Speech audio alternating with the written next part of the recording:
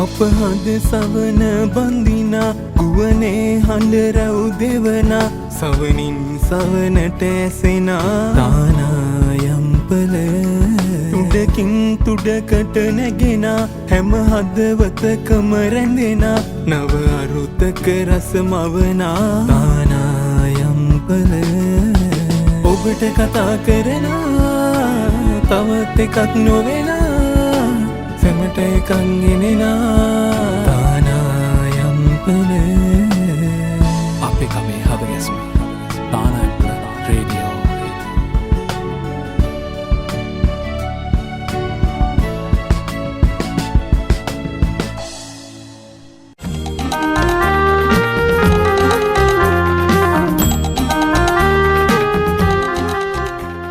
ගම්දොර අභියස සිට සයිබර් ලොබ අක්මුල් සිසාරා අපේ කමේ අඳුරය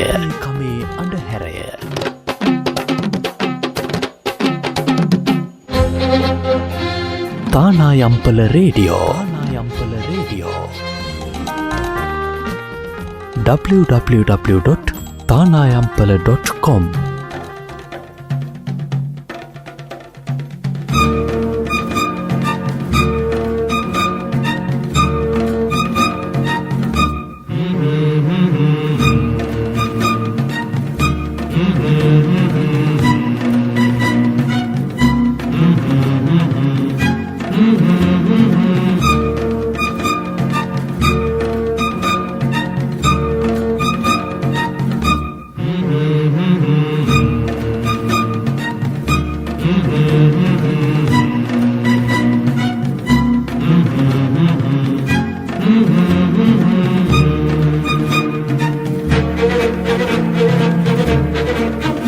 අයිබෝවන් අභිමානී ලංකා අන්තර්ජාලය ඔස්සේ විකාශනය වන තානායම්පල රේඩියෝවේ ගවේෂණාත්මක ඉතිහාස අඩහොරාවටයි ඔබ මේ අපිත් සමග එක්වී සිටින්නේ.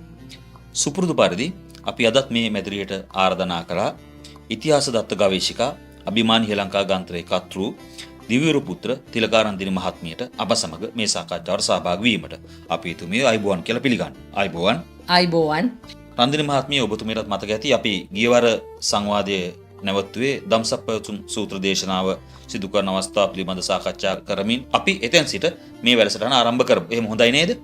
ඔව් එහෙම හොඳයි. එහෙනම් මම ඔබතුමියගෙන් මෙන්න මෙහෙම අහන්නම්. අපි මේ නවත්වපු තැනින් මේක පටන් ගන්න හින්දා මේ ප්‍රශ්නය මෙහෙම යොමු කරන්න.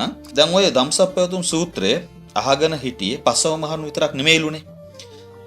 රුක්දෙවියෝ අහගෙන සිටියා කියලා කියනවා. ඔවුන් සාදුකාර දුන්නලු. එතකොට මේක ක්‍රමයෙන් මේ සාදුකාරය ඉහළ දිව්‍ය ලෝක තලය දක්වා පැතිරලා ගිහිල්ලා එතනින් බ්‍රහ්මතල දක්වාත් ගිහිල්ලා අන්තිමට මේ සාදුකාර නාදය දීම නැවතුනේ අග්නිටා බ්‍රහ්ම ලෝකයෙන්ලු. ඒක එහෙමද වෙලා තියෙන්නේ? දෙවිවරුන් කියන්නේ සූක්ෂම ශරීරය ඇති අයනේ. ඔවුන්ගේ හඬත් ඒ වගේම සූක්ෂම හඬින් පැතිරලා යන්න ඇති. හැබැයි මේ එකම සාදුකාරයක්වත් මිනිසයන්ට නම් ඇහුනේ නැහැ. එහෙම ඇහුණා නම් ආගම් 62 රටේ ඉතිරි වෙන්නේත් නැහැ. වංශත්ත ප්‍රකාශනයට අනුව පදුමුත්තර බුදුහාමුදුරන්ගේ කාලයේදී විතරයි වෙන ආගම් මුකුත් නොතිබුණේ. ඒ කාලේ මිනිසුන් ඔක්කොම බුදුන් සරණ ගියායලු. දැන් මෙහෙම බැලුවම කොහොමවත් අපිට මේ ඉතිහාසයේ සඳහන් වෙලා තියෙන හැම දෙයක්ම එහෙමම පිළිගන්න බෑ තර්කානුකූලව මේවා හිතලා බලද්දි. ඒක තමයි ඔබතුමියත් එක්ක මේ කරන සාකච්ඡාවෙන් මට වැටහෙන දේ. ඒ වගේම මට මෙන්න මෙහෙම දෙයක්ත් කල්පනා වුණා. දැන් අපි ඉතිහාසය ගැන කතා කරන්න ආවට අප මේ ඉතිහාසය ගැන කතා කරනවා හා සමානව ප්‍රමාණයක් කතා කරනවා බුද්ධ ධර්මය ගැන. ඉතිහාසයත් සමග අපි හරියට බුද්ධ ධර්ම ගැන කතා කරනවා. අපිට ඇත්තටම මේ බුද්ධ ධර්ම ගැන කතා කරන්නේ නැතුව අපේ මේ ශ්‍රී ලංකා ඉතිහාසය ගැන කතා කරන්න බැරිද? ශ්‍රී ලංකා ඉතිහාසය දෙස අපිට බලන්න බැරිද? ඇත්තටම අපේ වංශ කතාකරුවන් තමයි ඊටමත් සූක්ෂම අන්දමින් ඉතිහාසයයි බුදුහාමුදුරයි එකට බද්ධ කළේ. දැන් ඒවා අපේ මනසේ තදින් කාවැදිලායි තියෙන්නේ. අපට ওই දෙක වෙන් වෙන්නේ කොතනින්ද කියලාවත් හිතාගන්න බෑ. ඇත්තටම අපට එහෙම බද්ධ වෙන්න වෙනවා නම් ඒ බද්ධ විය යුත්තේ නිර්මල බුදුදහම සමග මිසක් බුද්ධ ආගම සමග නෙවෙයි. ඒ අන්ධ භක්තිය දුරු කෙරුවොත් විතරයි අපට සිංහලකම, ඒ කියන්නේ සැබෑ සිංහලය මතු කරගන්න පුළුවන් වෙන්නේ. හොඳට මතක තියාගන්න, ජානවල තියෙන සිංහලකම මිසක් බෞද්ධකම නෙවෙයි. මෙන්න මේකත් හොඳට මතක තියාගන්න. මුළු රටම ඉස්ලාම එක්සේසත් කළා කියලා දැන් ලිඛිතව තියෙන්නේ පණ්ඩුකාභය රජුරෝ. එතුමා බෞද්ධයෙක් නෙවෙයි, ශිව භක්තිකෙක්. එතකොට සක්විති රාවණ ශිව භක්තිකෙක්. අදටත් ඉන්දියානුවන් ශිව වන්දනා කරන්න ඉස්සෙල්ලා රාවණ රජුගෙන් අවසර ගන්නවා ඒ සඳහා. අපේ මෝඩ සිංහලයන් හිතන්නේ සිංහලකම අයිති බෞද්ධ සිංහලයන්ට විතරයි කියලා. ඒ විදිහටත් සිංහලයාම ભેද වෙලා ඉන්නේ. එතන බෞද්ධයෙකු විය යුත්තේ ප්‍රඥාවෙන් මිසක් අන්ධ භක්තියකින් නෙවෙයි. ඔබතුමිය ඔය කියන්නේ සෑම සිංහලයෙක්ම බෞද්ධයෙක් විය යුතුයි කියන තැන නෑ කියන එකමද? ඔව් ඒක තමයි මං කියන්නේ. ඒතොර රන්දිනි මහත්මිය ධම්සප් පැවතුම් සූත්‍රයේ දේශනාවෙන් පස්සේ බුදුරන් වහන්සේ එම ස්ථානයේම වස් වැසුවා කියලා අපි අහලා තියෙනවා. ඒතොර මේ වස් කාලේ අවසන් වන විට රහතුන් වහන්සේලා 69ක් සිටියා කියලාත් අපි අහලා තියෙනවා. ඔව් ඊළඟට ඒ සංඝයා වහන්සේලා ධර්ම දේශනා කරන්න පිටත් කරලා හරිනවා. ඊළඟට බුදුන් වහන්සේ වඩිනකොට බද්දවග්ගී කුමාරවරුන් මුණ ගැහිලා ඒ අයත් හික්මෝලා උරුවෙලාවට වැඩලා ජටිලයන් දමනය කරනවා. ඒතොර මේ කාලේ වෙනකොට බුද්ධත්වයට පත් වෙලා කොච්චර කාලයක් වෙනවද? 9 මාසයයි. මේ මාස 9 අවසන් වෙනකොට ශ්‍රාවකයන් වහන්සේලා කීනම බුදුන් වහන්සේට සිටිනවාද? 1843 නම. මෙසේ ශ්‍රාවකයන් වහන්සේලා 1843 නමක් සිටිනවා. මින් පස්සේ මොකද සිද්ධ වෙලා තියෙන්නේ? බුදුරජාණන් වහන්සේ දුරුසුදු මාස පුර 15ක දින සවස් භාගයේ මයංගනයට වැඩම කරනවා. අපි අහලා තියෙන විදිහට මේ යක්පිරිස් කියන මේ කටු කොහොල් මේවා විවත් කර දාලා ලක්බිම පිරිසිදු කිරීමේ උතුම් කාර්යයට තමයි උන්වහන්සේ මෙහි වැඩම කරලා තියෙන්නේ. එහෙම නේද මේ පාලි මහා වංශයේ සඳහන් වෙලා තියෙන්නේ?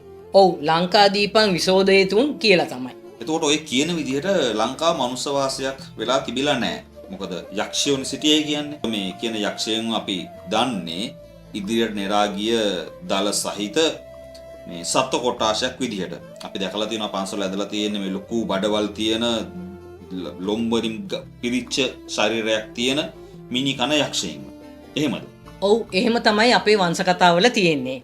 වංශ කතාවල එහෙම සඳහන් වුණාට මට ඒක පිළිගන්න බෑ. වංශ කතා කියලා කියන්නේ අපේ ඉතිහාසය ගැන ලියවිලා තියෙන සමස්තයක් වශයෙන් වැඩි පිරිසක් බහුතරයක් පිළිගත්තු ග්‍රන්ථයක්. ඔබතුමියයි කියන්නේ මේක ඔබතුමියට පිළිගන්න බෑ කියලා. අනික මේක වංශ කතා ලියලා දෙන භික්ෂුන් වහන්සේලා කියලා තමයි අපි අහලා තියෙන්නේ. ඒතකොට ඒක නිසා වංශ කතා බොරු වෙන විදියකුත් නැහැනේ. චමිල් ඔබ අහලා ඇතිනේ මං දෙවෙනි වැඩසටහන ඒ වැඩසටහනින් මං කිව්වා තපසු බල්ලුක දෙන්න ලංකාවට ඇවිත් හිරිගඩු සෑය හැදුවා කියලා. එයාලට ඒ චෛත්‍ය කර්මාන්තය සඳහා උදව් වුණු මනුස්ස කොට්ටාසයක් හිටියා කියලා. මතක තබා ගන්නත් කියලා මං එදා කිව්වා. ඔබත් ඒ වැඩසටහන අහන්න ඇතිනේ. ඔව් ඒක හරි. මමත් ඒ වැඩසටහන ශ්‍රවණය කළා. ඒ වගේම ඔබතුමිය කිව්වේ දේ මට හොඳට මතකයි. මේක මතක තියාගන්න කියන ඔබතුමිය ටිකක් විශේෂණය කරලා කියනවත් මට හොඳට මතකයි. ඉතින් එතකොට මේ අයවත් මේ යක්කු මරාගෙන කන්න නැතිනේ. මොකද මේ යක්ෂයෝ කියලා අපි අහලා තියෙන්නේ මිනි මස් කන කොටාශයක් විදියටනේ. ඒතර ඔබ කියන්නේ චෛත්‍ය හදනකන් හිටියා කියලාද මරන් ගන්න? ඒතර කොටිම මේ මරන් කන යක්කු එක්කද අර ඒ මිනිස්සු පිරිස හිටියයි කියලා මේ දිවෙන්නේ හිටියයි කියලා හිතන්නේ? ඔබතුමිය කොයි විදිහට කිව්වත් දැන් මහා වංශයේ මේ සතහන් වල තියෙන විදිහට මේ තපස්සු බල්ලුක වෙළඳ බෑන් ලංකාවට එද්දි මේ මිනිස්සු ඉන්න නැතුව ඇති නේද? එතකොට එහෙම මනුස්ස වාසයක් නැති යක්කු ඉන්න මේ දිවයිනට 이르දි බලයක්වත් නැති තපස්සු බල්ලුකල ඇවිත් චෛත්‍ය කර්මාන්තය දුනා කියලාද කියන්නේ? එතකොට අර යක්කු කොහෙද මෙච්චර දෙයක් කරනකන් හිටියේ? අනිත් එක ඔය යක්කු ඉඳලා තියෙන ගෙවල් හදාගන්නේ. ඔය දැන් ආචාර්ය රාජසෝම දේවයන් හල්දු මුල්ලෙන් එහෙම හොයාගත්තේ. දැනට අවුරුදු 4500කට විතර උඩදී හදපු ගෙවල් මුළු තැන්ගේ උපකරණ සොහොන් ගෙවල් යකාගේ වැඩනේ. එහෙම බැලුවම නම් ඉතින් ඒක යකාගේ වැඩක් තමයි. ඒ කොහොම හැටි වෙතත් අපගේ දුරකථන අංකයට ලැබුණු අදහසකට සවන් යොමු කරලා ඉමු.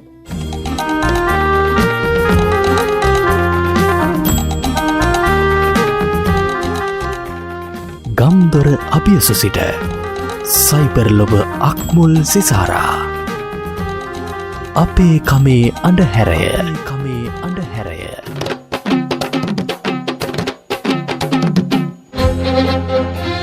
තානායම්පල රේඩියෝ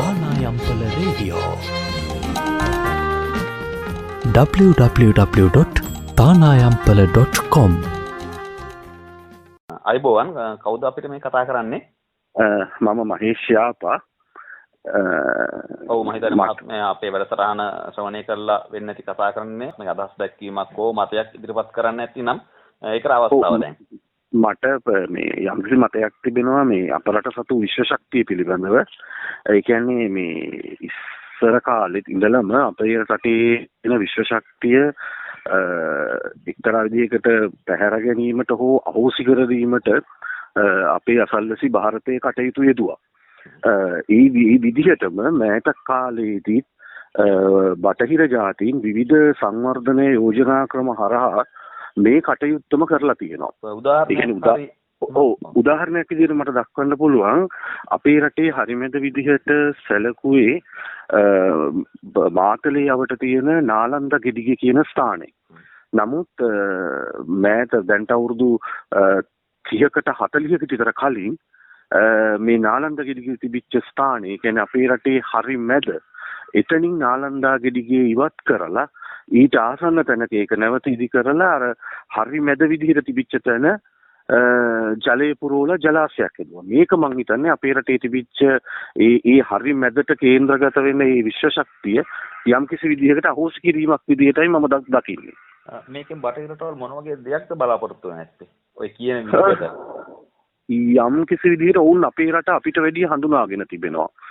ඒ කියන්නේ අපේ රට සතු ශක්තියින් අපේ රටේ ජනයාට වැඩිය බටහිර ජාතීන් හඳුනාගෙන තියෙනවා. විශේෂයෙන් දැන් නාසා ආයතනයේ ප්‍රකාශයටපත් කරනවා අපේ රට පිහිටලා තියෙන ලෝකේ ප්‍රබලතම කලාපයක කියලා. ඉතින් ඒ වුන් අපේ ප්‍රබලත්වය හඳුනාගෙන තිබෙනවා. ඒ නිසා තමයි වුන්ට ඒ ගන්න බැරි නම් අඩුම වශයෙන් අපි ඒන් ප්‍රයෝජනෙ ලැබීම හෝ වැළැක්වීම උන්ගේ අරමුණක් වෙන්න පුළුවන්. මේක තමයි ඔබතුමාගේ අදහස. මම මතයක් විදිහට ඉදිරිපත් කරන්නේ ඒකයි තිලකරන්දනී මහත්මයා අහන්නේ. මේ මෙහෙම දේවල් සිද්ධ වුණා නේද අපිට කියන එක.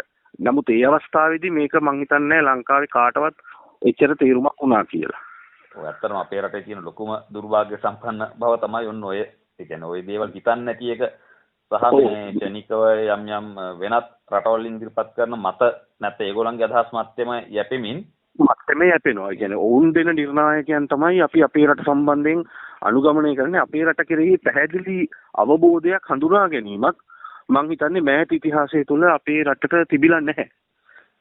හොඳයි මහේෂ් මහත්තයා. ඉතාමත් ස්තුතිවන්ත වෙනවා ඔබතුමා අපිට කතා කිරීම සම්බන්ධයෙන්. අපි මේ සම්බන්ධව ඊළඟ වැඩසටහනේ තිලකරන්දනී මහත්මියට යොමු කරනවා මේ ඔබතුමාගේ මතය සම්බන්ධයෙන්. ඊකම අපිත් එක්ක රැඳී සිටි කියලා අපි බලාපොරොත්තු වෙනවා. ස්තුතියි. බොහොම ස්තුතියි අවස්ථාව දුන්නට.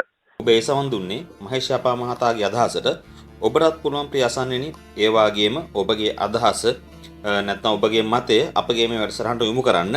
ඔබගේ හඬින්ම අප එම මත නැත්නම් අදහස් අපගේ වැඩසටහනේදී ප්‍රචාරය කරනවා. මහේෂ් අපා මහතා තමන්ගේ අදහස ප්‍රකාශ කරන ගමන්ම රන්දිනී මහත්මියගෙනුත් යම් කිසි විමසීමක් කළා. ඔබතුමීට මොකද්ද ඒ ගැන කියන්න තියෙන කෙටි පිළිතුර නැත්නම් කෙටි අදහස? මට හිතෙන්නේ මේ ඒ අදහසේ ලොකු සත්‍යතාවයක් තියෙනවා කියලා.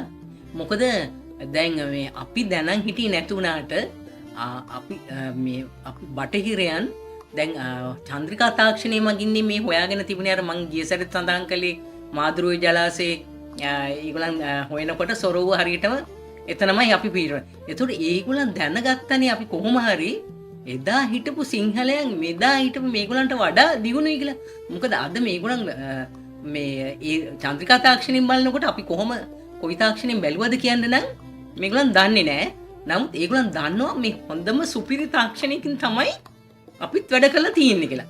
එතකොට ඒගොල්ලන්ගේ හිතේ දැන් ඒගොල්ලන් ඉන්නේ දැන් ඔක්කොම ජාතීන් අභිභවා ඉහළම ඇමරිකාව කියන්නේ ඉහළම මේ ලෝක පොලිස් කාර්යයක්. ඒතර ඒගොල්ලන්ගේ අදහසක් තියෙනවා ඇති බටහිරයන් එක්ක එකතු වෙලා මේගොල්ලන්ගේ රහස් කුමන්ත්‍රණයක් ඇති.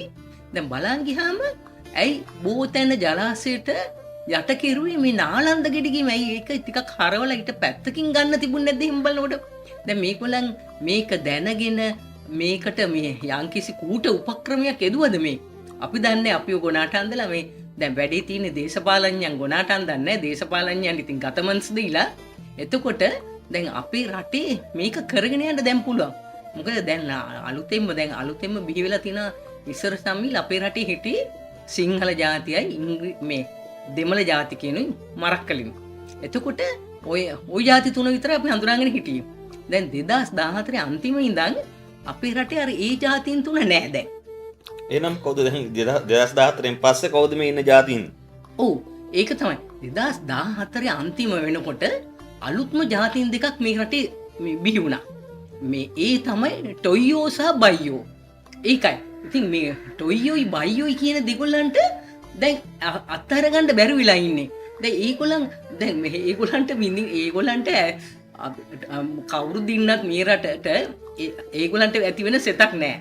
නමුත් මේගොල්ලන්නේ කුලල් කාගෙන අර දේශපාලන කතාවක් තියනනේ දේශපාලනේ සදාතනික සතුරු නැහැ කියලා. මේ ඒ වුණාට ඒ නායකයන් අතරේ දේශපාලන නායකයන් අතරේ තමයි සදාකාලික සතුරන් නැත්තේ. නමුත් ඔඩි මිනිහා අතරේ ඉතා සූක්ෂම ලෙස සදාකාලික සතුරන් ඇති කරලා තියෙනවා. ඉතින් මේ ටොයියෝයි බයියෝයි ඉන්නකන් මේ රට මුදා ගන්න හම්බෙන්නේ නෑ අපිට කවදාවත්. හොඳයි. අපි මේ යක්ෂ ප්‍රශ්නය ගැන කතා කරන්න ඉස්සෙල්ලා පොඩි විරාමයකට ගිහිල්ලා එමු. විරාමයෙන් පස්සේ අපි මේ යක්ෂ ප්‍රශ්නය ගැන කතා කරමු.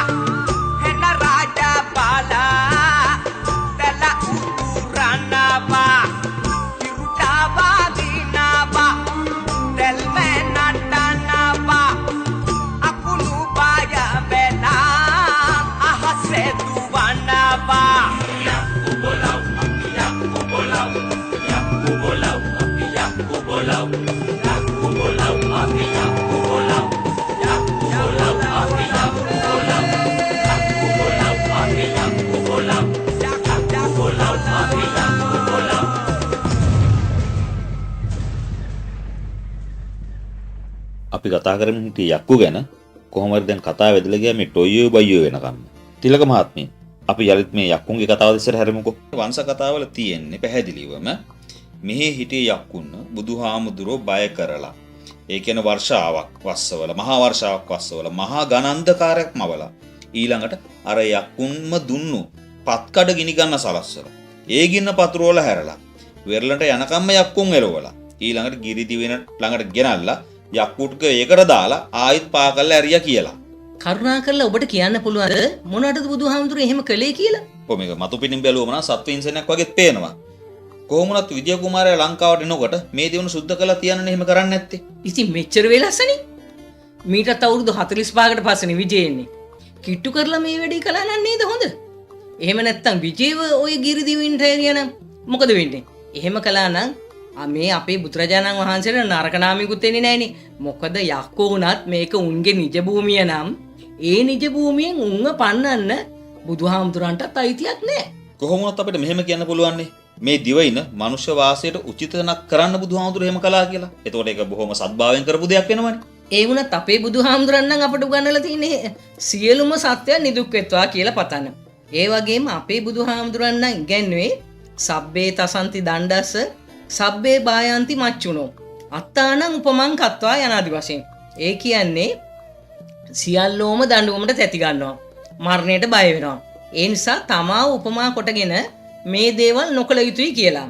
අපේ හාමුදුරන්ට අමතක වුණාද බුදුහාමුදුරු යථාවාදී තථාකාරී කියලා? රන්දිනි මහත්මිය දැන් මේ මම කියන දේ නෙමෙයි නම් උනේ.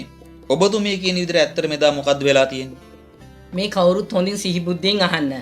මා ඉස්සෙල්ලාම වංශකතා මේ තියෙන මයංගන ගමන පැරණි පොතපතින්ම බොරු කරන්න. ඊළඟට සැබෑ සිද්ධිය කියන්න. වංශකතා වලට අනුව නම් මේ දිවයින යක්කුන්ගෙන් පිරි දිවපතක්. මෙතන යක්කු බොහෝ දෙනෙක් රැස් වෙලා හිටියා. පාලි මහාවංශයේ පළවෙනි පරිච්ඡේදයේ 22 වෙනි ගාථාවෙන් මෙහෙම කියනවා. මහා නාග වනවේන යක්ක සංගාම භූමියා ලංකාදීපට්ට යක්කානං මහා යක්ක සමාගමෝ. ඒ කියන්නේ මහා නාග වන උයනේ පිහිටි යක්ෂ සංග්‍රාම භූමියේ ලංකාදීපයේ සිටින සියලු යකුන්ගේ මහා යක්ෂ සමාගමක් විය. වංශත්ත ප්‍රකාශනයේ මෙහෙම තියෙනවා. එහි පොහෝදා ලක්දිව වැසි සියලු යකුන්ගේ සමාගමයේ පැවැත්වේ. දිවයින් වැසි නොපැමිණි යකුන්ට අණ කරනු ලැබේ. ඒ කියන්නේ මේ දීපේ වාසය කරන දැනට දීපෙන් පිටත සිටින අයටත් එන්න කියලා අණ කරලා තියෙනවා. ඒ අණ පිළිපැදලා මෙතනට කොච්චර විතර යක්කු ඉන්නේ නැද්ද? ඔබ අහලා තියෙනවද අලව් යකා ගැන? අපෝ යයි නැත්තේ. තමන්ගේ භවනට ආපු අපේ බුදුරජාණන් වහන්සේව ඵලයන් කියලා තුන් පාරක් එළවලු දාපු කෙනානේ අලව් යකා කියන්නේ. එතකොට අලව් යකාට ඒ එක යකාට පුළුවන් වුණා කිසිම බයක් සැකක් නැතුව තුන් පාරක්ම ඵලයන් වරින් කිය බුදුහාමුදුරන්ට අණ දෙන්න. කමක් නැහැ ඒ යකෙක්නේ. අර කෙල්ල සුජාතා සිටු දේවිගේ දාසිය බෝධිසත්වයන් දැකලා සීහ නැතුව වැටුණා කියලා එහෙම අපි අහලත් නැහනේ. පුදුමේ කියන්නේ අර සංග්‍රාම භූමියේ පිරලා හිටිය යක්කු ටික දුවන්නේ කොහොමද දන්නවද? අනේ අපිව මරන්නේ. අපට අබේ දාණය දෙන්න එක යකෙක් පොඩ්ඩක් හරි උත්සාහ කළාද පෙරලා බුදුහාමුදුරන්ට මොනියම් හෝ අරියාදුවක් කරන්නවත්? ඔබ අහලා තියෙනවද ආටානාටි සූත්‍රය? ඔව් මම අහලා තියෙන විදිහට සංඝයා වහන්සේලාට යක්ෂයන්ගෙන් කරදර අවස්ථාවලදී ඒවෙන් ආරක්ෂා වෙන්න බුදුහාමුදුරුවෝ ආටානාටි සූත්‍රය දේශනා කරලා තියෙනවා. නෑ වෙසමුණි රජුරෝ ඒ කියන්නේ යක්ෂයන්ගේ අධිපති ඒ ආරක්ෂක සූත්‍රය දෙසුවේ. ඉස්සරින්ද රාත්‍රියේ වෙසමුණු රජු මෙහෙම ආරක්ෂක සූත්‍රයක් දෙසුවා කියලා බුදුහාමුදුරුවෝ පස්සෙන්දා එහෙම දේශනා කළා සංඝයා වහන්සේලාට. ඒ නිසා අපේ පිරිත් පොත් වහන්සේ අරන් බැලුවාම පේනවා ඔබට ආටානාටි සූත්‍රේ බණවර දෙකක් සඳහන් වෙනවා. පළවෙනි එක වෙසමුණි රජුගේ, දෙවෙනි එක බුදුහාමුදුරන්ගේ. හැබැයි ඉතින් එදා තමන්ගේම සංඝයා වහන්සේලාට යක්කුන්ගෙන් කරදර ආවා කියලාවත් බුදුහාමුදුරන් ඝනාන්ධකාරයක් මවලා වැහි වස්සවලා පත් කඩවල් ගිනි ගන්න සලස්සලා ওই මැජික් සංදර්ශන පැවැත්වුවේ නෑ. තමන්ගේම සංඝයා වහන්සේලාට කරදරෙන් මුදා ගන්න එහෙම නොකළ බුදුහාමුදුරුවෝ අර අවුරුදු 45කට පස්සේ එන මේ මිත්‍යා දෘෂ්ටික විජය වෙනුවෙන් මැජික් සංදර්ශන පෙන්වන්න යයිද?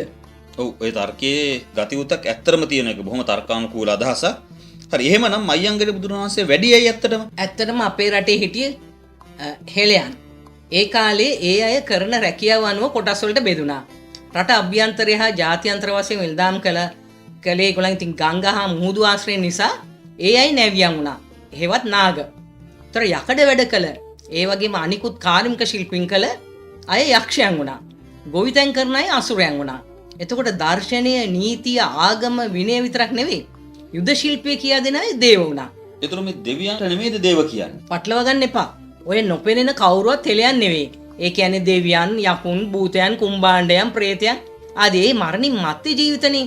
ඔය දේව කියන අයම තමයි පසු කාලයක බමුණන් කියා අමතන්නේ. අප මතකද අප පාසල් යන කාලේ ටීචර් හිටියා. පස්සේ එතුමිය මිස් වුණා. දැන් මැඩම් වෙලානේ. අන්න ඒ වගේ. ඔය දේව කියන අයම තමයි රජුන්ගේ උපදේශකයන් වන්නේ. අද වගේ නුසුදුස්සන්ට උපදේශක තනතුරු දුන්නේ නැහැ ඒ කාලේ. බොහොම බරපතල චෝදනාවක් ඒක නම්. කොහොම වුණත් එතකොට යක්ෂයන් කියා ඔබතුමිය හැඳින්වුවේ යකඩ වැඩ කරපු අයටද? ඔව්. මේක ඒ කාලේ අරිසනාවුද සූරීන් කිව්වා. මිනිසුන් එතුමාට hina වුණා. දන්නවාද ඉන්දියාවට කලින් අප මේ යකඩ තාක්ෂණය හොයාගෙන තිබුණු බව අද පුරා විද්‍යාව මගින් යසාගේට ඔප්පු කරලා තියෙනවා. අප නෙවෙයි ඕස්ට්‍රේලියාවෙන් ඉංගලන්තෙන් ආපු ආචාර්ය මහාචාර්යවරුන් තමයි මේ ඔප්පු කළේ. ඉන්දියාවේ යකඩ වැඩ කළ අයත් යක්ෂයන් තමයි. මොකද යකඩ අකන කරන්නන්ලු යක්ෂයන් කියන්නේ. ඉතින් මේ රටේ යක්ෂයන් ඉන්දියාවේ යක්ෂයන්ගේ නෑයන් නෙවෙයි. අපේ රටේ හිටිය නාගයන් ඉන්දියාවේ නාගයන්ට සම්බන්ධ නෑ. මේක කාර්යයන් කරන කාර්යයන් අනුව හඳුන්වන නාමය. ඔව් මට මතකයි ඔබතුමියගේ අභිමාන ශ්‍රී ලංකා ග්‍රන්ථයේත් ඔය කියන කාරණේම තේරුම් කරන්න හොඳ උපහාසාත් කතාවක් ලියලා තිබුණා. නරකද මේ වෙලේක මතක් කරලා සිටියොත් අපේ අසන්නන්ට? ඔව් මට මතකයි. මම කිව්වේ ඔය අපේ සම්භාව්‍ය පුරවැසියා ඉන්නවනේ ආතර් සී ක්ලාක් මහත්තයා.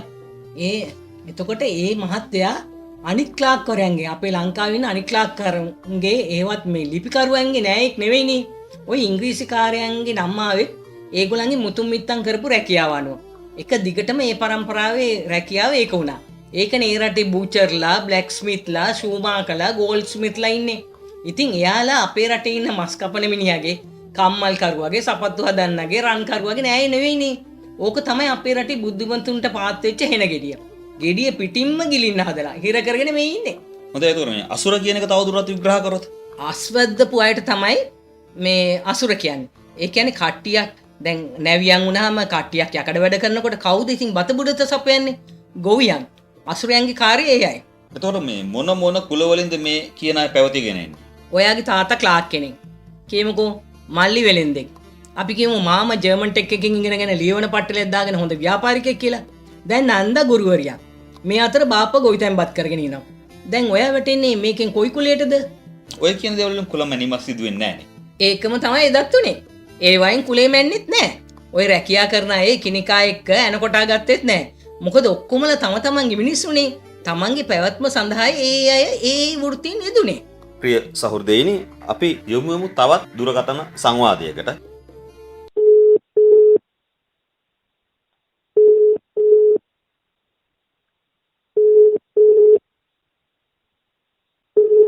අයිබෝවන්. මට කරුණාකරලා ප්‍රියන්ත දයරත් මහත්මයාට කතා කරන්න පුළුවන්ද? ඔව් ප්‍රියන්ත දයරත් කතා කරන්නේ. ප්‍රියන්ත දයරත් මහත්මයා මම කතා කරන්නේ තානම්පල රේඩියෝයෙන් අන්තර්ජාලයෙන් විකාශනය වන ඒකේ වැඩසටහනක් කරනවා අභිමාන ශ්‍රී ලංකා කියලා මේ වැඩසටහනින් කතා කරන්නේ. පසුගිය සතියේ අපේ තිබුණු වැඩසටහනකදී අපේ සම්පත්දායකා විදිහට සහභාගී වෙන තිලකාරන්දිනිය මහත්මිය ඉදිරිපත් කරා කිසියම් ප්‍රකාශයක් සිදු කරා මේ හිදිවරුණ බෝධිය සම්බන්ධයෙන්. ඒ ගැන කතා කරද්දී මේ ඔබතුමාගේ නම සඳහන් කරන ඔබතුමාට සිදුවෙච්ච යම් සිදුවීමක් නැත්නම් අත්දැකීමක් ගැන ප්‍රකාශ කරන්න. ඉතින් අර අපිට අවශ්‍ය වුණා මේක ඇත්තටම මොකද්ද සිදුුනේ කියන එක මේ ශ්‍රාවකින්ට දැනගන්න සලස්සන්න. ඒකේ මම කතා කරේ. ඔබතුමාට මාත් සමග කතා කරන්න පුළුවන්ද මේ වෙලාවේ? පුළුවන් ගෙඩලුවක් නැහැ. ඔව්. ප්‍රියන්ත මහත්තයා මෙහෙම දැන් තිලකරන්දිනී මහත්මිය කතා කරේ එදා වැඩසටහනේදී විශ්ව ශක්තිය ගැන. ඒකෙදි මේ එතුමී අදහස් වගේ ඉදිරිපත් කරලා ජයශ්‍රී මහ බෝධිය සහ හිරිවැඩුණ බෝධිය ගැන. ඒකෙදි මූලිකම තර්කය එතුමිය ගෙනාවේ මේ බුදුන් වහන්සේ ලංකාවේ පුදුණු බවට. ඒකෙදි මේ විශ්ව ශක්තිය ගැන කතා කරෙද්දි මේ ඔය හිරිවැඩුණ බෝධිය ගැනත් මේ වනපරාණි හාමුදුරුව කරපු ප්‍රකාශන වගේක් ගැන කිව්වා. ඒකෙදි කියවුණා ඔබතුමාට අවස්ථාවක් ලැබුණා කියලා මේ ඔබතුමා ගාව තියෙනවා කිසියම් උපකරණයක් මාර්ගයෙන් විශ්ව ශක්තිය මයින්න. මට මුලින්ම දැනගන්න අවශ්‍යයි මෙන්න මේ කියන දේ උපකරණයක් ඔබතුමා සතුව තිබෙනවද සහ ඒක මොන වගේ උපකරණයක්ද? මේක කොහෙන්ද ඔබතුමා මිලදී ගත්තද නැත්නම් ඔබතුමා විසින් මේක හදාගත්තු දෙයක්ද කියන එක මේ අපේ ශ්‍රාවකින් දැනගන්න විස්තර කරන්න පුළුවන් නම්? දැන් මේ උපකරණය ඇත්තටම නිර්මාණය කළේ ජර්මනියේ. නමුත් මේ ජර්මනියේ මේ උපකරණ නිර්මාණය කරන්න බලපෑවේ එක්තරා මේ ජෝන් ලෙෂර් කියන මේ භෞතික විද්‍යාඥයා විසින් ඉදිරිපත් කරපු සංකල්ප ගණනාව පදනම් කරගෙන තමයි මේ උපකරණය නිර්මාණය වෙන්නේ. ඉතින් මේක නමුත් ජර්මන් ජාතිකයන්ගේ තියෙන ශීලාචාරකමේ එක විදිහක් තමයි එතුමන්ලා මේ නිර්මාණයට පදනම් වුණ මූලික රටවල් සහ මේ සංකල්ප පිළිබඳව එතුමන්ලා ප්‍රසිද්ධිය ප්‍රකාශ කරනවා. කියන උන් කියනවා මේ දැනුම මේ උපකරණ නිර්මාණය කිරීම සඳහා භාවිතා කරන දැනුම ඔවුන් ආසියාවෙන් ගත්ත බවට. ඉතින් ඇත්තටම අපිට පුංචි කාලේ මතකයි මේ වගේ උපකරණයක් හදා ගන්නවා අපේ තාත්තලා සීයලා ඒ වගේ අය මේ ඉරටයක් අරගෙන ඉරටේ දෙකට වෙන් නොවන විදිහට නමලා වතුර බලන්න පාවිච්චි කරනවා. ඔව් මමත් ඒක ඒ වගේම සමහර අය මේක පාවිච්චි කරනවා මම දැකලා තියෙනවා. ටික වෘත්තීය මට්ටමින් ලිංහාර නැත්තෝ පාවිච්චි කරනවා මේ පේර වගේ නමන්න පුළුවන් විදිහේ කරුවක් අරගෙන ඒ කරුව පාවිච්චි කරලත් මේ වැඩේ කරන්න පුළුවන්. ඒකෙදි මහත්මයා සමාන අමතර ප්‍රශ්න මේ පරීක්ෂණය කරන්නේ මොකද මේ අත්දැකීම මටත් ලබා ගන්න අවස්ථාව ලැබුණා මේ පාවන් පළඳින්න නැතුව ඇවිදලාද මේක කරන්නේ? ඔව් මේ පාවන් පැලදීම කරනවට වඩා පාවන් නොපැලඳ ඉන්නවනම් අපිට මේ ශක්තිය අතර එක තියෙන සම්බන්ධතාව තියුණු කරගන්න පහසුවක් වෙනවා. ඔව්.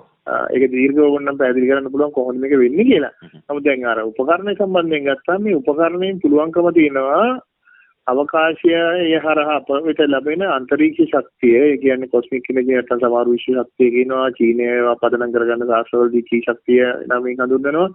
කෙසේ වෙතත් මේ ඈතින් ගලාගෙන මේ අන්තරීක්ෂ ශක්තිය පවතිනවද? ඒ ස්වභාවය මොන වගේද? ඒක අසුභවාදීව බලපානවද? මොන ආකාරයෙන්ද වෙන්නේ කියන කාරණා ගැන යම් ආකාරයක අධ්‍යයනයක් කරන්න මේ උපකරණය පාවිච්චි කරන්න පුළුවන්කම තියෙනවා. අපි නම් මේක පාවිච්චි කරන්නේ ගොඩක් දුරට මම පෞද්ගලිකව ගත්තොත් මම පාවිච්චි කරන්නේ වාස්තු ශාස්ත්‍රය හා සම්බන්ධ නිවාස පරීක්ෂාවන් සහ වෙනත් දේවල් වල වඩා නිර්වද්‍ය විදියට බලා ගැනීම සඳහා තමයි පාවිච්චි කරන්නේ. නමුත් මේ උපකරණයෙන් බොහෝ දේ බැලිය හැකියි. යම් ස්ථානයක තියෙන අන්තරීක්ෂ ශක්තියේ ස්වභාවය මොකද්ද? ඊළඟට කෙනෙකුගේ ශරීරයට ආකර්ෂණය කරගන්න අන්තරීක්ෂ ශක්තියේ ස්වභාවයන් මොනවද? ඒ අපි චක්‍ර කියලා හඳුන්වනවා, ප්‍රභා මණ්ඩලය කියලා හඳුන්වනවා අපේ ශරීරය වටා තියෙන. මේ ප්‍රභා මණ්ඩලයේ ස්වභාවය සහ චක්‍රවල ස්වභාවය චක්‍ර විමුක්ත වෙලාද නැද්ද යන වගේ ඒ කරුණු සම්බන්ධයෙන් අධ්‍යයනය කරන්න ඉතා පහසුවෙන් භාවිත කරන්න පුළුවන් උපකරණයක් මේක. මේ උපකරණ වල තව දියුණු උපකරණ ලෝකෙ පුරා තියෙනවා. මීටත් වඩා දියුණු උපකරණ ඕන තරම් තියෙනවා. නමුත් අපේට දරන් ගන්න පුළුවන් මිල ගණන් වල තියෙන උපකරණයක් හැටියට තමයි මේ ජර්මන් උපකරණය භාවිත කරන්නේ. ඉතින් මේක ඇත්තටම ප්‍රමාණවත් අන්තරීක්ෂ ශක්තිය පිළිබඳ සැලකිය යුතු මට්ටමේ අධ්‍යයනයක් කරන්න. හරි. හොඳයි බොහොම පැහැදිලි. එතකොට මට කරුණාකරලා මේ හිරිවඩුන්න බෝධිය සම්බන්ධව තියෙන අත්දැකීම විස්තර කරන්න පුළුවන්ද මේ උපකරණයක් සම්බන්ධයෙන්? ඔව් දැන් අපි මෙහෙම දෙයක් කළා. හිරිවඩුන්න බෝධිය සම්බන්ධයෙන් අපි මේ ප්‍රදේශයට ගිය අවස්ථාවක හිරිවඩුන්න බෝධිය වටා ලොකු පිරිසක් හිටියේ නෑ. අපිට පොඩි නිදහසක් තිබුණා මේ විදිහට පරීක්ෂණ කරන්න. අපි එතෙන්ද උත්සාහ කළා මේ හිරිවඩුන්න බෝධියට ඉලක්ක කරපුවාම මේ උපකරණය ඉතා වේගෙන් භ්‍රමණය වෙන්න පටන් ගන්නවා. ඒක අපිට පේනවා මේක නිකන් බෝධියක් හැටියට හරි නිකන් වෘක්ෂයක් හැටියටවත් පමණක් නොවේ.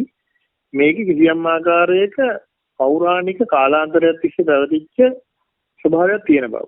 මම කියන්නේ මෙන්න මේ වගේ කාරණයක් මට. දැන් අපිට බෝගස් වල තියෙන විශේෂ ස්වභාවයක් තමයි ස්වභාවිකවම.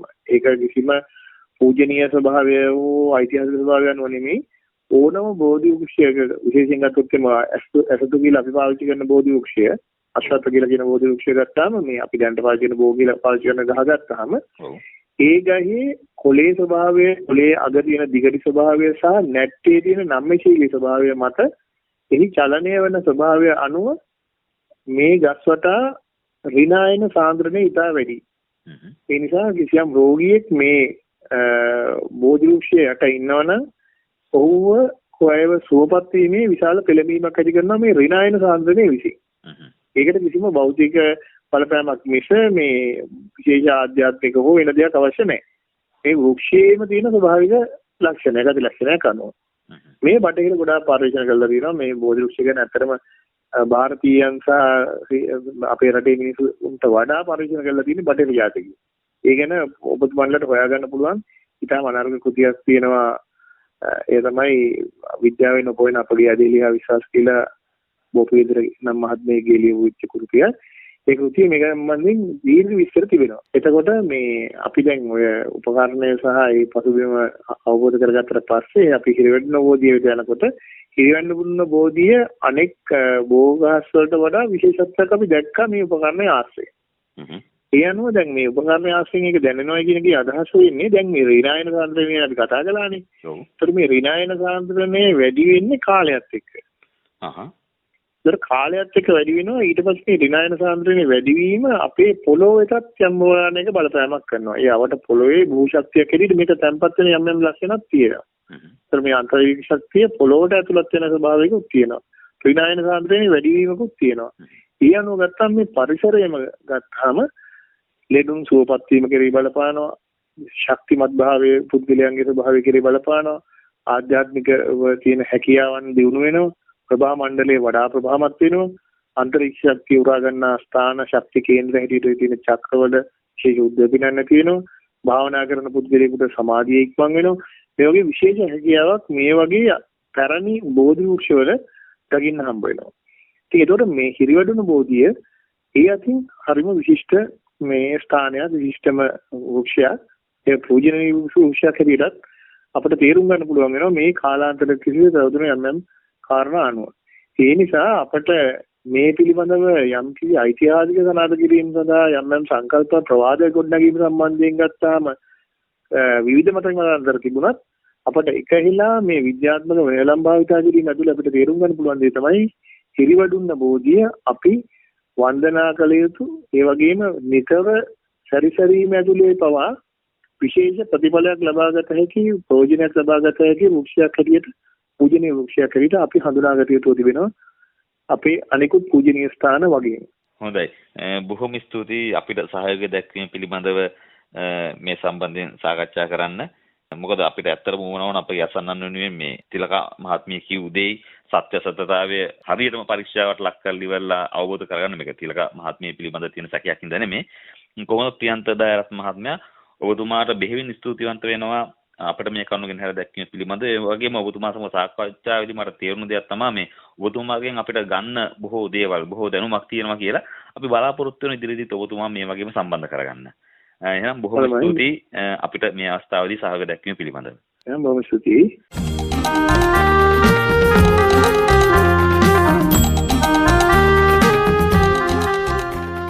ගම්දොර අභියස සිට සයිබර් ලොබ අක්මුල් සිසාරා අපේ කමේ අඳුරය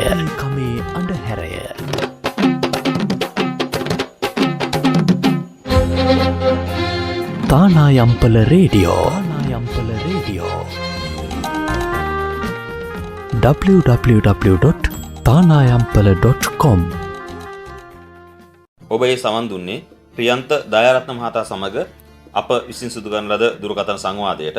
මොකද පසුගිය වැඩසටහනේදී මේ ප්‍රියන්ත දයාරත්න මහත්මයාගේ යම් අධ්‍යයනයක් පිළිබඳ රන්දිනී මහත්මියම සමග පැවසුවා වගකිව යුතු මාධ්‍ය ආයතනයක් නැත්නම් වගකිව යුතු ගුවන් විදුලි නාලිකාවක් විදිහට අප සෑම විටම අසන්නන් වෙනුවෙන් සාධාරණ ඉෂ්ට කිරීමට උත්සාහ කරනවා. ඒ නිසා තමයි අප මෙසේ රන්දිනී මහත්මියව දැනුවත් කරන්නේ නැතුව ප්‍රියන්ත මහත්තයාව ඍජුවම සම්බන්ධ කරගෙන එතුමාගේ මේ කියනව අත්දැකීම සත්‍යද අසත්‍යද එතුමාගේ අදහස මොකක්ද කියන එක විමසා සිටියේ. මම දැන් රන්දිනී මහත්මයාටත් මේක විශේෂ පුදුම කිරීමක් වෙන්නේ නැති සමහර විට කොහොමවත් මේ රන්දිනී මහත්මිය අපිත් සමග අමනාප නැතුව ඇති කියලා අපි හිතනවා අප මේ කරපු කාර්ය සම්බන්ධයෙන්. අපොයි නෑ ඒක බොහොම හොඳයි. මොකද මම කිව්ව පළියට විශ්වාස කරනවා නම් මම හැමදාමත් කිව්වේ විචාර බුද්ධියෙන් මේක දිහා බලන්න කියලානේ. ඉතින් මට හරි සන්තෝෂයි චමිල් ඕගලන් වගේ අයත් එක්ක එකතු වෙලා මේ වැඩේ කරන්න ලැබීම ගැන. මොකද ඕගොල්ලන් මටත් හොරෙන් මේක හොයා බැලුවා කියන්නේ මීට වඩා වගකීමකින් ඉදිරියට මට කටයුතු කරන්න අනිවාර්යයෙන්ම සිද්ධ වෙනවාමයි. එහෙම නේද? බොහොම ස්තුතියි ඔබතුමියගේ අදහසට සාපිය දිරිමත් කිරීම සම්බන්ධයෙන්. හොඳයි අපි පොඩි විරාමයකට ගිහිල්ලා එමු.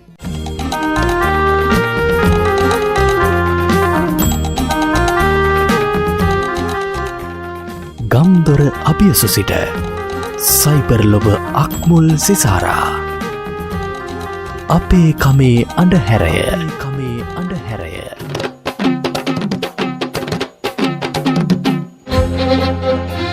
තානායම්පල රේඩියෝ www.tanayampala.com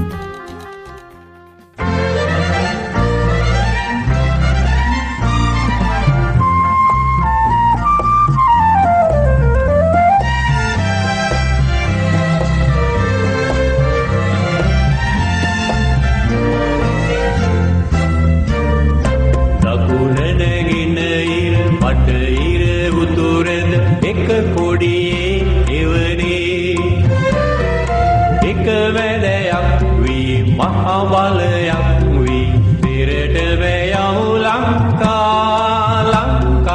ඉපැදුණු අප හටලක් පොළොවේ සුරුවිරුකම් උපතින් ගුරුවේ දක්වමු දස්කම් ලක්කම් විස්කම් විස්මවමින් මුළුලු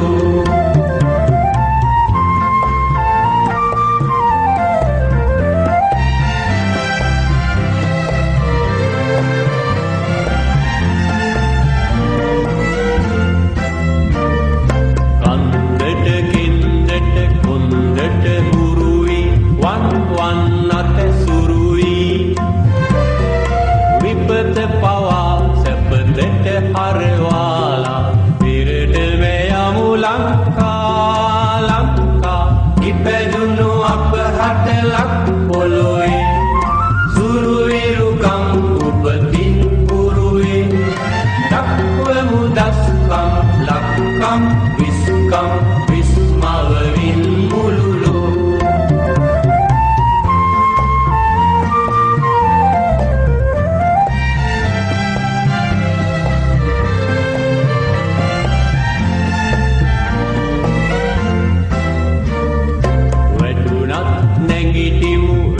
වැටි නැගිටිමු නැග නැග අමුදියුනේ බාධාවලටද බාධාගෙනරි පෙරට මයමු ලංකා ඉපැදුණු අප හටලක් පොළොවේ සුරුවිරුකම් උපතින් උරුවේ දක්වමු දස්කම් ලක්කම් විස්කම් විස්මවමින් මුළුලු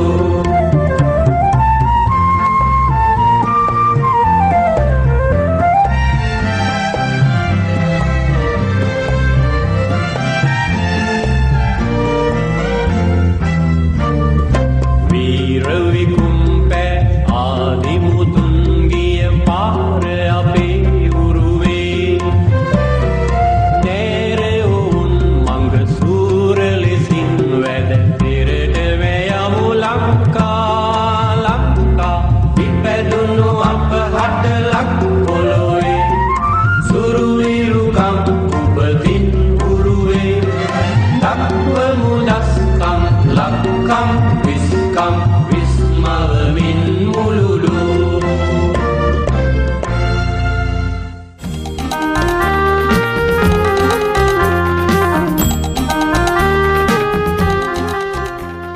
ගම්දොර අභියසු සිට සයිබර් ලොබ අක්මුල් සිසාරා අපේ කමේ අඳුරය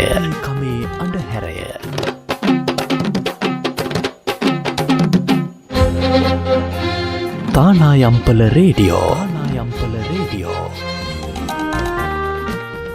www.tanayampala.com ඔබ නැවතත් එක්ව සිටින්නේ අභිමානී ලංකාව වැඩසටහන සමග. හොඳ රන්දිනී මහත්මිය. එහෙනම් අපි කියමුකෝ මේ ඉතිරි කොටස මොකක්ද කියලා. මේ යකඩ වැඩ කරපු අය තමයි කාර්මික භාණ්ඩ නිෂ්පාදනය කළේ. ඒ කියන්නේ ගොවිතැන්ට අවශ්‍ය උදැල්ල, දෑකැත්ත, පොරව, අත්පොරව, නැව්වලට කරත්ත වලට අවශ්‍ය දේවල් ඔක්කොම. ඉතින් කවුරුත් දන්නවනේ කාලයක් එකම වැඩේ යෙදෙනකොට විශේෂ ප්‍රාගුණ්‍ය කියලා දෙයක් ඇති වෙනවනේ. මේ අමුතුම නිපැයුම්. එතකොට මේ අය නිකම්ම හොඳ බුද්ධිමතුන් වෙනවා. කාර්මික නිපැයුම් වලට ගණිත මිනිතත් අවශ්‍ය වෙනවනේ. ත්‍රොබෝය කියන විදිහට හෙළයන් අතර සිටි පිරිසකින් යක්ෂයෝ බොහොම බුද්ධිමත් අය. අනිත් අය මෝඩයෝ කියනා නෙවෙයි. අපේ රටේ කියමනක් තියෙනවනේ දැන වෙලඳම් නොදැන ගොවිතැන්. ඒ කියන්නේ ගොවිතැන් කරන අයට ලොකු බුද්ධියක් අවශ්‍ය නැහැ. ඊළඟට මොලේ පාවිච්චි නොකර හිටියොත් නිකම්ම මොලේ ඒ ශෛල අපිට නොදැනීම අක්‍රිය වෙනවා. අපේ මොලේ හරි පුදුමාකාර දෙයක්. දැන් තමයි විද්‍යාඥයන් ඒක තෝරාගෙන තියෙන්නේ. ඒගොල්ලෝ දැන් හොයාගෙන තියෙනවා මොලේ පාවිච්චි කරන්න තමයි ඒක දියුණු වෙන්නේ කියලා. ඉතින් ඒතර ඔබ කියන විදිහට දේවයක් කියන කොට්ටාශයටනේ වැඩියෙන්ම මොලේ දියුණුවීමක් ඇති වෙලා තියෙන්න ඕනේ. කවුද නැහැ කියන්නේ? ඒක එහෙම තමයි. ඒ වුණා දේව කියන අය බොහොම අඩු පිරිසක් රටකට ඉන්නේ. එහෙම නේද? දැන් බලන්න අද අපේ රට දිහා විශ්වවිද්‍යාල මහාචාර්ය ආචාර්යවරුන් කොච්චර ප්‍රමාණයක් දින්නේ? ඊට වැඩි නේද තක්ෂණ ශිල්පීන්. ඉතින් මේ දේව කොට්ටාශයටයි තක්ෂණ ශිල්පීන් කොට්ටාශයටයි අහන්න ලැබුණා නාගයන්ගෙන් මේ අලුත් දර්ශනය ගැනයි ඒක දේශනා කරන බුදුහාමුදුරන් ගැනයි. ඉතින් මෙයාලා නාගයන් අතේම බුදුරජාණන් වහන්සේට ඇරිය පණිවිඩයක් මයංගනයට වඩින්න කියලා. අලුත් ධර්මයේ දේශනා කරන්න යක්ෂයන් විවේකීව ඉන්න දවසක් මේ පෝය දිනය. ඒක එදාට වඩින්න කියලා ආරාධනා කළේ. ඒ කොහොම නැති අපි මෙච්චර කල් අහලා තිබුණේ අපි මෙච්චර කල් දැක්කේ පොත්පත්වල තියෙනවා මේ යුද්ධයක් සඳහා මේ පැමිණි බව නේද? එතකොට සුමන සම්බන්ධීවියන් ආවි යුද්ධය නිරීක්ෂණය කරන්න වෙන්න ඇතිනේ. අර දැන් එක්සත් ජාතීන්ගේ සංවිධානය කරන්නේ. විටින් විට නියෝජිතයන් එවනවනේ යුද්ධය නිරීක්ෂණය කරන්න. මොකටද හැබැයිට මෙයාලා යුද්ධ කළේ? කවුද දෙපක්ෂය? කවුද අණ දුන්නේ? එහෙනම් බුදුහාමුදුරන්ටත් වැරද්දක් වෙලානේ. මොකද මෙතන සාධාරණ පක්ෂය මොකද්ද කියලා බලලා ඒ අයට සහයෝගය දෙන්න තිබුණනේ. මොකද වංශ කතා කරුවා මේ දෙපක්ෂේ නම් ගම් වාර්තා කළේ නැත්තේ? හේතුව වංශ කතා කරුවෝ ඒ පිළිබඳ දන්නේ නැතුව ඇතිනේ. ඒ වුණාට ඊට පස්සේ ලංකාවේ තිබු අර චුල්ලෝදර මහෝදර යුද්ධේ ඔය අසාගේට වාර්තා කරලා තිබුණේ නම් ගම් එක්කම. ඔව් එහෙම බලද්දී නම් එතන ගැටලුවක් මතුවෙනවා තමයි. කොහොමද රන්දිනී මහත්මිය? දැන් අපි කියමුකෝ දැන් බුදුරජාණන් වහන්සේ වඩනවා ධර්ම දේශනා කරන්න. එතනින් එහාට මොකද සිද්ධ වෙන්නේ? මට දැන් තව කාරණයක් ඔළුවට ආවා. දැන් ওই වංශ කතා කරුවන් කියනවනේ මහා ඝන අන්ධකාරයක් මවලා ඊළඟට ආලෝකය ඇති කළා කියලා. මෙහෙම වෙන්න බැරිද? එදා චන්ද්‍රග්‍රහණයක් තිබුණු දවසක්ද දන්නේ නැහනේ. එතකොට මහා ඝන අන්ධකාරයක් පැතිරෙනවනේ. දැන් තාක්ෂණය කොච්චර දියුණුද කිව්වොත් උවමනාවක් තියනවා නම් අපිට හොයාගන්න පුළුවන්. මීට අවුරුදු 2600කට කලින් දුරුතු පෝයකට චන්ද්‍රග්‍රහණයක් තිබුණාද කියලා. හරියටම දුරුතු පෝය කියලා කොහොමද දැනගන්න පුළුවන් වෙන්නේ? ඔව් මේ එහෙම දැනගන්න පුළුවන් වෙන්නේ රවි ඒ කාලේට ඉන්නේ මකර රාශියේ. ඇමරිකාව වගේ රටවල් ඉදිරියටත් අවුරුදු බොහෝ ගණනකට ලිත් හදලා තියෙන්නේ. ඒ වගේම තමයි ආපස්සටත් ගනින්න තියෙන්නේ. හොඳයි කවුරුරි තාරකා විද්‍යාඥයෙක් මේ වැඩසටහන අහගෙන ඉන්නවා නම් ඔහුට හැකියාවක් ලැබේවි අපිට උදව් කරන්න මේ සම්බන්ධයෙන්. රන්දිනී මහත්මිය අපි දැන් ප්‍රවිෂ්ඨ වෙන අපේ සාකච්ඡාවේ බුදුන් වහන්සේ ධර්ම දේශනාව සඳහා වැඩි අවස්ථාව ඉඳලා. ඔව් මා මුලින් කිව්වනේ එතකොට මේ රැස්සලා හිටි බුද්ධිමතුන් පිරිසක් කියලා. ඒක සනාථ වෙනවා මෙතනදී මොකද බුදුහාමුදුරුවෝ වැඩලා මේ අයට දේශනා කරන්නේ සතර සතිපට්ඨාන සූත්‍රය.